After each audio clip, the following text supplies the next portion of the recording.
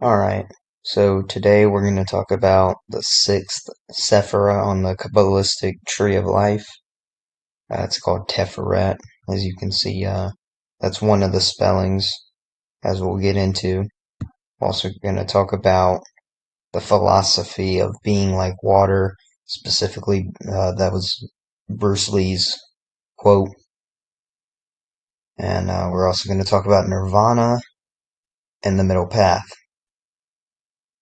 So, before watching this video, reading this post, um, if you were to click off this video and go read the post because it's faster to do so, just either read this post, my last post, or watch my last video before you get into this material. Um, this is like this like complements, the last, info I put out. So yeah, the sixth Sephira, Teferet, that is just one of the Sephira's spellings. Sephira, and that Sephira there, that's also, uh, one way to spell, uh, for one of the nodes on the tree of life. And here's another, I'll highlight it here. You could say Sephirat, or Sephirat, you know, um, I guess they're all pronounced the same. I'm not really sure, honestly, but yeah, that's another spelling. We'll get into that. But, so the sixth Sephira is a match. The spelling of it is a perfect match with Nirvana in the four base ciphers. This is because the sixth Sephira is in the middle of the whole Kabbalistic tree of life, and the Buddha taught that the middle path was the only way to nirvana. Having said this, middle path, nirvana, middle, the spelling of the sixth Sephira, that equals 47, along with, like I said, middle path, nirvana. Also, Sephir, the other spelling of Sephira, whatever. Evolution and human soul. Oh, and infinity. They all equal 47. The three latter connections, so evolution, human soul, and infinity, are significant because the Kabbalistic tree of life symbolizes the human soul. It also symbolizes the spiritual evolution of man. And it also symbolizes Ein Sof, or infinity. This is mathematical evidence backing up my claim that in order to become one, you must strive to balance yourself more and more every day until you reach nirvana. And 1 equals 47 as well. This number is what I call a holy number. Interestingly, that phrase equals 47, holy number. And it should be no surprise that meditation equals 47 as well, as people use meditation to balance or center themselves. In the word meditation is the Latin prefix medi, which equals 22 in the most pure cipher, or the reduction cipher. Just as Buddha, mind, guru, Lord, modest, and master all do. And 22 is a master number, the second master number, the middle master number in between 11 and 33. So that's, none of this is by accident. This is like, you'll see, this is all just a perfect design. In addition, mindful is a match in 3 out of the 4 base ciphers with this spelling of the 6th Sefira, Tifaret, and Nirvana. And all those words equal 79, which is the 22nd prime number. Like I talk about in the post that I said you should read before this one, humans are really beings of balance.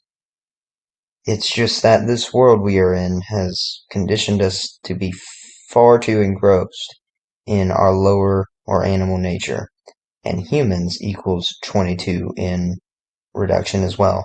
Pretty much all these 22 connections. Yeah, I think I know the vast majority, but maybe literally every single one of these 22 connections equate to 22 in the reduction most pure cipher. And, why that's important, because the way I see it, this is the way I see it. It's Pythagorean. It's also called the Pythagorean cipher. But this is the way I interpret it, is the numbers 1 through 9, because that's what all the numbers reduce to in this cipher. They're the true numbers, because every number outside of those numbers are literally just a combination of those numbers, if that makes sense, or copies, you know what I mean? So that's how I interpret the meaning of the reduction cipher being the most pure cipher. So furthermore, the Kabbalistic tree of life has 22 lines connecting the 10 or 11 nodes, because it's symbolic of the true nature of humans. Nature equals 22. Actually, hold on. I think that's... No, nature doesn't equal 22. Nature equals 79, which is the 22nd prime number. My mistake. And life equals 22, as we are talking about the Kabbalistic tree of life. So, to talk about the sixth Sephira again, it's associated with the sun, and as I have shown in the last post and this post, Saturn. This is because the planet was the Earth's sun before our current sun, the one we have now. Which is why the sixth Sephira, or Tifaret, is located in the center of the whole Kabbalistic tree, signifying not only that life revolves around our current sun, but also that life used to revolve around the old sun. Old sun, that is a phrase or a title of Saturn. An old sun equals 22. And Saturna, just Saturn with an A put on at the end, equals 22. And according to this site, you can come to the post and click the link. Probably won't leave it linked, but we'll see. This word derives from can't pronounce that, Etruscan and Latin not satire, but I don't know. Can't pronounce it either. I guess that was, according to the site, an Etruscan god, and then derives from these other two words here. So, and these mean, this word means sowing seed, generation, birth, and origin.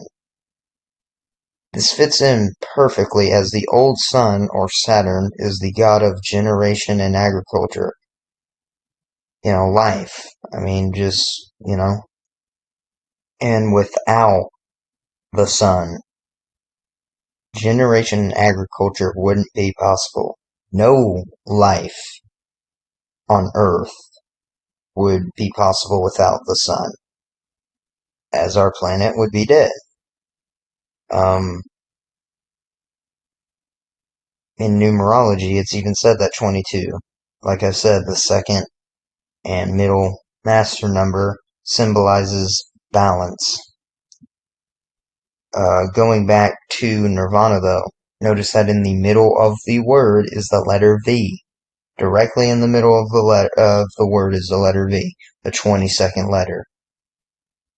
Also notice how the letter has two lines that stop to unify in the middle, symbolizing the perfect blending of opposites. So do you see just how deep all this goes? I mean, from the structure of letters to numbers to words. I mean, the, you know, this is all not arbitrary, obviously. um, but yeah, it was Bruce Lee who said it best. Be like water. Bruce equals 22, of course, and water equals 22 in that same cipher, the most pure. And this article here, my screen rant, says Lee said to empty your mind and explain that a person should be formless like water. He said that because water has no shape, it becomes whatever it is poured into, whether it be a cup, a bottle, or a teapot. He entered the Dragon Star, went on to say water can flow or it can crash. Duality. Human nature. This is my point here. Um, how we are similar, the comparison between our true nature and water, as well as trees, which I'll get to. And then he said, be water, my friend, be like water. And it means that you should be formless. When Lee says to be formless, he means that people shouldn't allow themselves to be trapped in a certain mindset. Instead, a person should be able to adapt to certain situations, grow, and change. That's how one can adopt the qualities of water. That's the basic interpretation of the phrase.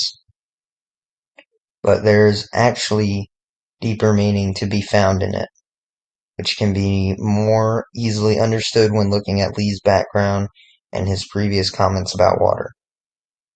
It is important to note that many of Bruce Lee's beliefs and ideas came from the time he spent with his martial arts master, Yip Man, Yip Man was a grandmaster of Wing Chun, a fighting style based on reflexive movements. The principles of Yip Man and Wing Chun had a lot to do with how Bruce Lee's philosophy developed.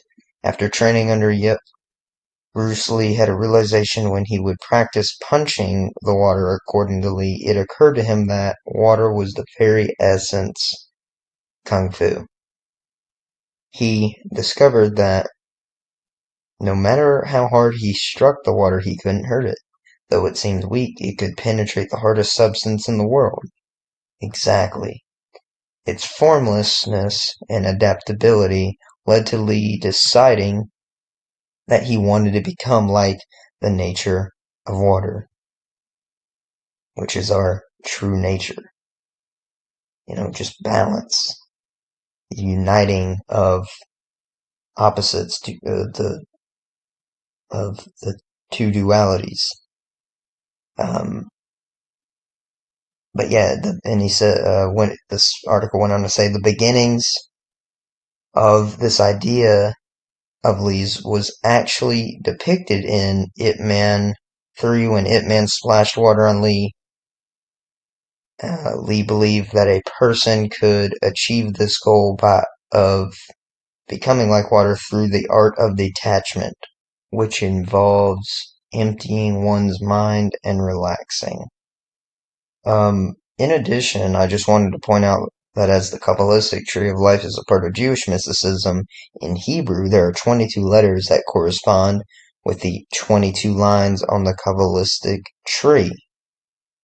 And the Sefer Yetzirah, a book on Jewish mysticism, says that God created the world in part by using the Hebrew alphabet. Finally, though, the Hebrew Bible actually compares humans to trees. And both of those words, humans and trees, equal 22. See here for that info. Probably won't leave all these links linked, so you have to come to this post.